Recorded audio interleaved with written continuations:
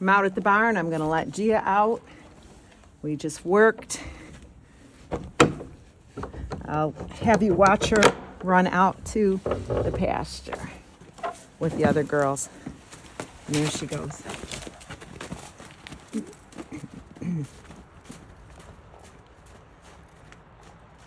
And that would make a fun drawing. And there goes my dog, Sassy. There she is. And she's out there with the other girls.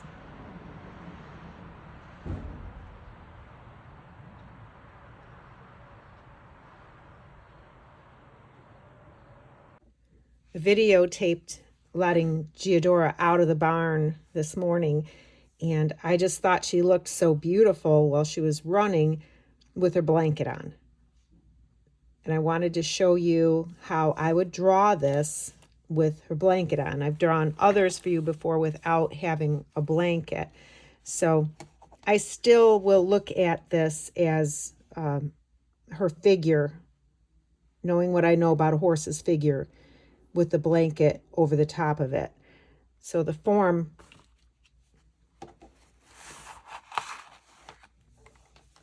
of the horse is going to make the blanket lay in position in a certain way. And I think of it in circles. I think of the horse in circles. In the body, I think of it in 3 circles. First circle, the chest, then the middle, and then the rump. So I'll start my pencil. First circle. I'm using an 8B pencil so that you can see my lines. I like the softer graphite, the 8Bs and the 6Bs. 6B is my preferred, but I'm hoping that you'll be able to see a little bit better with the 8B. If I get quiet, it's because I need time to think. Now her rump is closer to us, so her rump is going to be the larger circle right here. And don't worry about sketch lines. Sketch lines are fun and they're awesome. I always say Leonardo da Vinci has many sketch lines. I think this circle needs to be a little higher here. She's moving in an uphill frame. She's still young. You'll see she has a boot on. She pulled a suspensory. So that's going to be a little different to draw. I probably won't draw it with the boot on. If the lines having the extra, or the circles having the extra lines bother you, if it bothers you at all, just go in with your eraser and pull it out. I don't seem to be bothered by lines. I don't know why. I squint my eyes a lot too so that I can see what I'm doing. Now, her legs are moving on what's called diagonal pairs. So the opposites move at the same time, and I can't even make my fingers do it, but the opposites move at the same time. So it's in a unique spot where you can see she's tracking up right here. Her back foot is tracking up. I don't know if that might have been too much information there. So let me frame this in. I see her neck coming off of here. This I also see as a bit of a circle, not as round. And her head comes down here with her cheek as a circle. And you'll start to see her become evident. Now this is where she's trotting away from me. It's not a side view. It's not a front view. So there's going to be a lot of squishing and foreshortening going on. Now her hind leg is coming out like this and down. I'm just first going to think of it in like a stick figure horse and not worry so much about the thickness of the legs. And then the other leg is coming across like this, and I can see the hock here. And it's reaching, you can look at the angle, it's reaching on an angle like this with the other fetlock and the pastern here, and this is where the other hoof would be. It's almost like a bell shape. This one I'll flatten so you can see it a little bit better. You can see the bottom of the horseshoe. And then the front legs, it's coming her front leg is coming from about here, and her knee, actually it's a little bit more bent here, and then you can see right here she's really tracking up. It looks like her back foot is going to hit her front foot. That's where the hoof is, right there. And her other leg is out here.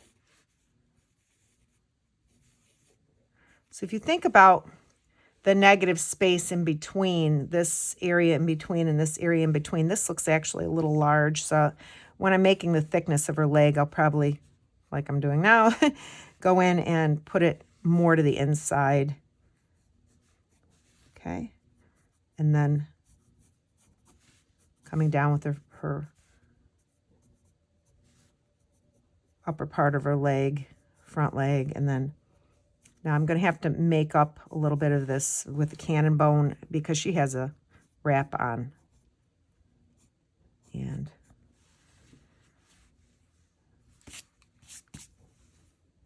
now what's neat is that she's black and the snow is white, so you're seeing a great contrast. The image itself, I can't say is one of the best images and clearest images in the world, but it's at least visible.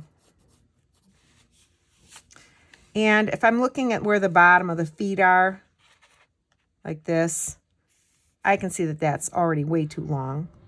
So I'm going to shorten that up and just erase that out. So if I look at where this knee is compared to this knee, it's actually way up here.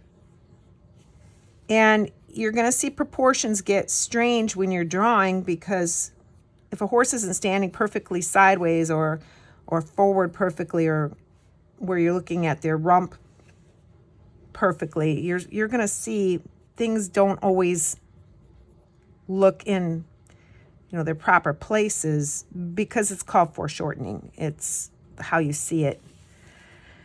So it's kind of cool about having the blanket on is that all we need are the bare bones of where her body is, and we can kind of cover that.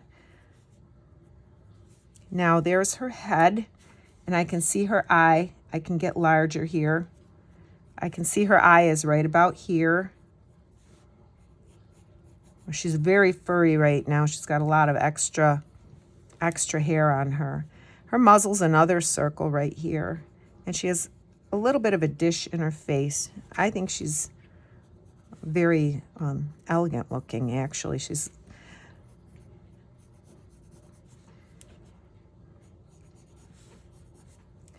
And then her ears come off of her head. She has rather long ears, and it's hard to see them as long because her mane is fluffed up. So you're not really, and her mane is hard to see. So her mane usually goes on the opposite side of her neck.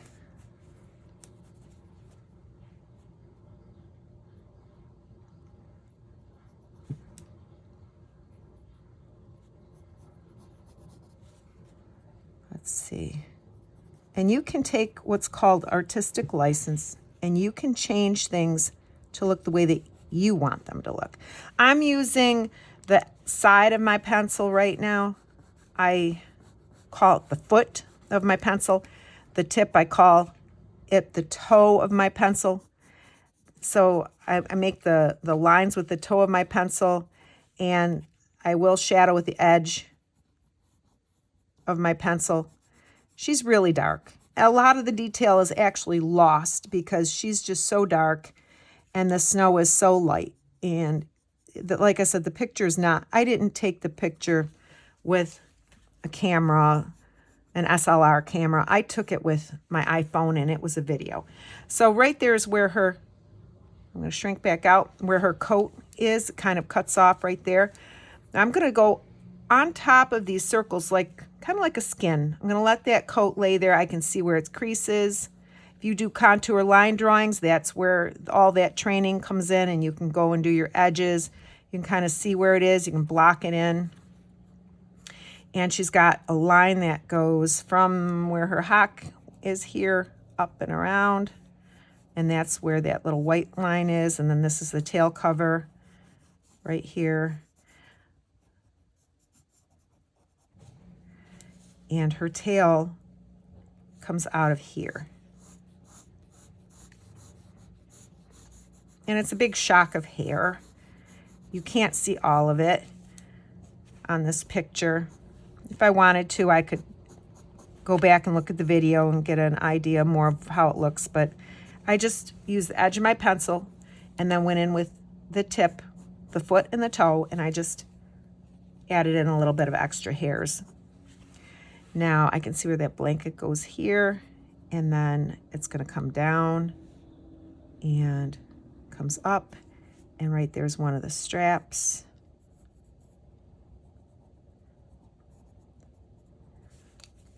Don't make yourself crazy. Just enjoy drawing. Don't worry about if everything's so perfect. And this is not perfect. It's just a quick sketch. It's something I just thought would be fun. And I can see there's her front leg. If I think about when I'm drawing, I think about touching. I can feel it within myself. And I think about when I hook her strap up and how it comes up and around. So I'll make that line come up and around. It'll curve just as if I'm touching it. And that's how I feel when I'm drawing. I can touch it. I think in the picture, I think her butt looks bigger in this than in the picture that I drew. So I'm going to take that as a lesson, and I can change it. I don't know if I want to go through all the effort of changing it. I'm going to actually stretch her leg a little bit longer here, and I think her leg actually flicks back more. If you want to do really great drawings, don't talk through the whole thing. There's a lot to be said about getting into your right brain, and talking moves you out of your right brain. It's very hard to talk and to draw at the same time. I'm going to make this bigger. It's disturbing me. And this actually could be bigger. It just disturbs me. If you look at this hind leg, her cannon bone between her fetlock and her hock, they are a little bit bigger, a little longer than the fore leg, but they're not. That width is the same as this width. So that shows you that really there's a lot of foreshortening going on, and this could actually even be bigger.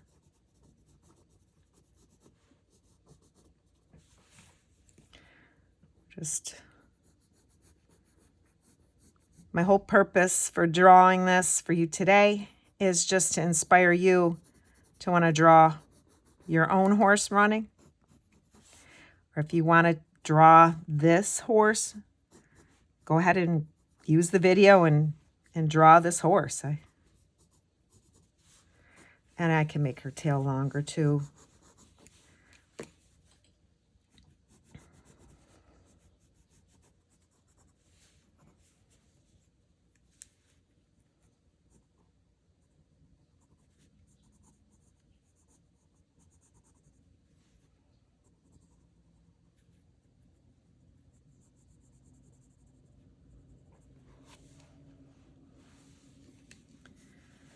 So let's see. In my defense, I'm struggling with a camera overhead, and I'm on an angle to my picture, so it's harder to get accuracy with the setup that I've got here.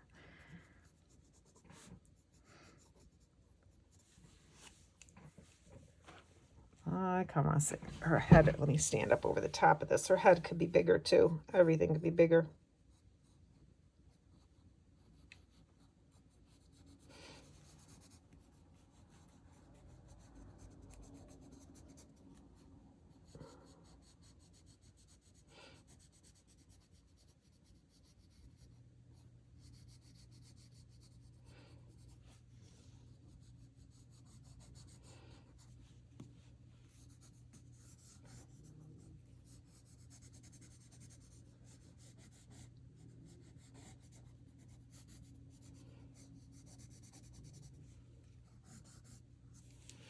forgot the stripe on this. I wasn't even paying attention to it. It was the least of my concerns. And let's see. I know this other leg is right about there. Gia has a long tail. I'm going to give her a little more hair. I'll give her hair extensions today. And then what you can do is, I can see the shadows of the snow. You can take the edge of your pencil. She's casting a shadow. The sun is up over the head. I'd say it's right about here overhead. It was later morning. And you can put the shadow underneath. It gives an image of, or feeling of her being grounded. If you want, you don't have to draw everything that you see in your pictures. You can leave out things. That's the whole artistic license. You're not stuck drawing whatever's there. I like the fence line in the back. I could put the fence line in. I can see it goes this direction and then jump over her head and just connect it to the other side. This could probably be the inside, and the rails could be, you know, whiter maybe. Just leave that as the inside. There's a lot of ways of doing things. One of my writing instructors, she says, there are many roads to Rome, meaning there are a lot of ways to get to the city of Rome. And I don't know if I want to put, I don't like that. I'll take that out. Just leave the fence line in there. You don't have to be particular. I'm just showing you how to get started. What I like to do is sit with a sketchbook in my lap and sit and sketch. I like to go outside and sit and sketch. I just like to have this in my lap, and it's closer to me. Helps me a lot.